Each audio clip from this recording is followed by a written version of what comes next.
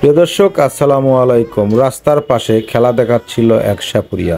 এই সাপুরিয়ারা খেলা দেখার পাশাপাশি কিভাবে সাধারণ মানুষের সঙ্গে প্রতারণা করে, সেই প্রতারণার সিস্টেমটাই আজকে আপনাদের সামনে তুলে ধরবো ইনশাআল্লাহ। রাতের আঁধারে সাপে আপনাকে পায়ে কেটেছে, আপনি গিরাটার উপরে কয়টা বাঁধন দিন। হাতে কেটেছে, গিরাটার উপরে কয়টা বাঁধন দিন। এই বাঁধনগুলা দিবার পরে কোনো ওঝা কবিরাজ তান্ত্রিকের কাছে না নিয়ে, সময় নষ্ট না করে আপনার জেলা হসপিটালে চলে যাবেন। সাপের অ্যান্টিভেনাম ভ্যাকসিন আছে, আপনারা বাঁচবেন। কি রাগ করলেন? প্রিয় দর্শক, পুরো খেলা জুড়ে শুধুমাত্র এই কথাটাই তার সবচাইতে মূল্যবান কথা, যে কোনো সাপুরিয়ার কাছে গেলে একজন সাপে কাটা রুগী বাঁচবেই না, বরঞ্চ মৃত্যুর কোলে ঢুলে পড়বে। এই জন্য তার কাছে আমার একটা ভালো লাগে যে না, সঠিক কথা বলেছে। এটার বসবাস হলো আপনার বিলে, বিল কচুরির পানা। সাপুরে এক এক করে তার কাছে থাকা সকল সাপের পরিচয় করে দিল, যে কোনটা কোন সাপ, কতটুকু বিষধর সাপ। এই পরিচিত করে দেওয়ার পরেই তার আসল খেলাটা চলে আসে। মাকে, বাবাকে, বৌদিকে দেখিয়ে যদি বলি 2 কিলো চাল লাগবে, আচ্ছা কথা বলেন, দিবে না? আমি কি চেয়েছি? আমাকে 5টা লোকে 10টা করে টাকা দিবেন, কে দিবেন আমাকে? দেন। জয় মা মনসা 1 জন, জয় গুরু 2 জন, জয় মা বিষ্ণু 3 জন, জয় তারা মা 4 জন, আর একটা লোকে দেন। জয় মা মনসা 5 জন। সব দেখেন, এটা খেলা না ভাই, লোকজন নাই দাদা, বাস্তব কথা, লোকজন নাই। আপনাদের এলাকার হাট বাজার হলে সব বিকাল বেলায়, সন্ধ্যা বেলায় লোকজন বেশি হয়। এই যে আপনি আমাকে 10 টাকা দিয়েছেন, দিতে হবে না আপনার 10 টাকা, আপনি নিয়ে যান, আমার বস্তুটাকে নেন। 4 থেকে 5 ঘন্টা পকেটে রাখেন, দোকানে রাখেন, বাসায় রাখেন।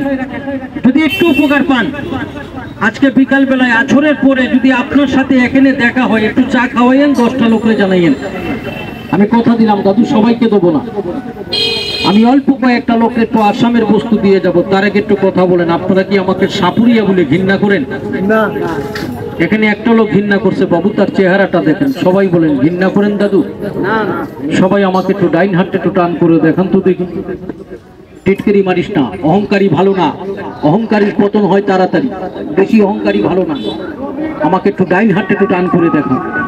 খাজা মঈনুদ্দিন চিশতিয়া, গরিবের নওয়াজ, নিজামুদ্দিন আউলিয়া, কুতুবউদ্দিন গাজী, তার মনের আশাটা পূর্ণ করবি, জয় গুরু। এ নিন, মানি ব্যাগে রেখেন, কোমরে রেখেন। আমাকে একটু ডাইন হাতটা একটু টান করে দেখান। এলে ধর, আপনি তো আমাকে 200-500 টাকা দেন না, যে আপনি আমাকে খুঁজবেন। আপনার বাসায় বুড়া মা আছে, ব্যথায় কাঁদতেছে, আপনি এখন কাজটা নেবেন, বাসায় যাবেন, মায়ের গলায় দিবেন। সন্ধ্যাবেলায় যখন বাজারে আসবেন, মাকে জিজ্ঞাসা করে আসবেন উপকার হয়েছে। আপনার মা যদি বলে একটু আরাম পাইছি, বিকালে দেখা হলে একটু চা খাওয়াই। ঠিক এভাবেই ইমোশনালি ব্ল্যাকমেইল করে অনেক গাছের আগাছাগা এরা বিক্রি করে যায় এবং শেষমেশ তাবিজ বিক্রি করে। এখন আমাদেরকে একটা গাছের গোড়ালি দিচ্ছে, যে গাছের গোড়া উনি ফ্রি দিচ্ছে, কিন্তু যখন বলবে যে এটা মাছের কাটা, সমুদ্রের আটি, এই সেই হাবিজাবি যখন দিয়ে একটা তাবিজে পোটলা বানতে হবে, আপনি কিন্তু সেটা সংরক্ষণ করতে পারবেন না। এটা যে রাখবেন, আপনি দিবেন, আপনার মাকে দিবেন, এগুলো কি কি উপায় মেনটেন করতে হবে, এগুলো যখন আপনি পাবেন না, ঠিক তখন বলবে আমার কাছে একটা তাবিজ রেডি করা আছে, কিন্তু তাবিজের মূল্য 110 টাকা। এইদিকে যারা 20 টাকা 50 টাকা করে টাকা দিল, সেই টাকাটাও নিচ্ছে।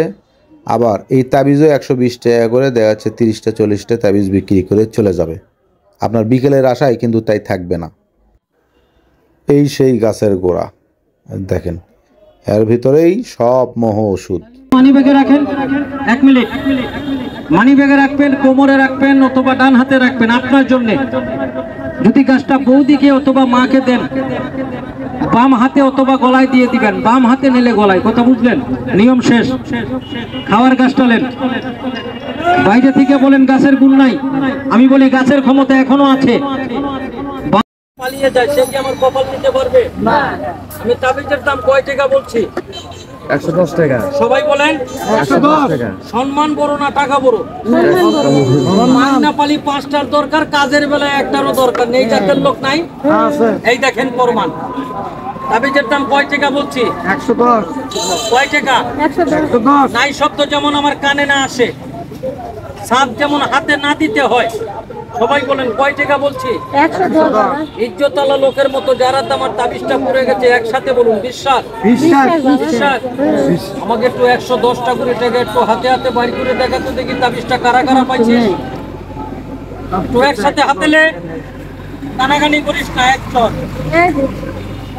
দুইজন, তিনজন।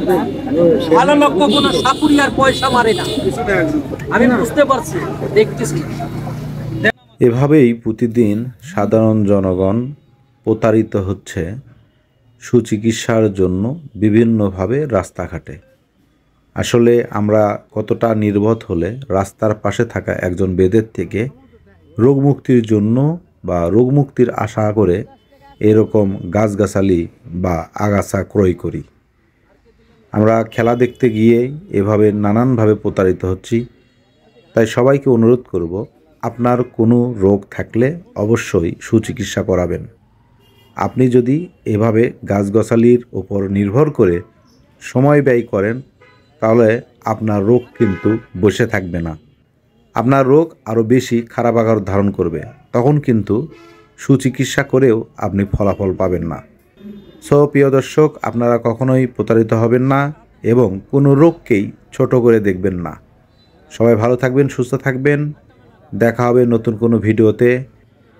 আপনার ফ্রেন্ড লিস্টে থাকা বন্ধুদের সতর্ক করতে ভিডিওটা অবশ্যই শেয়ার করে দেবেন।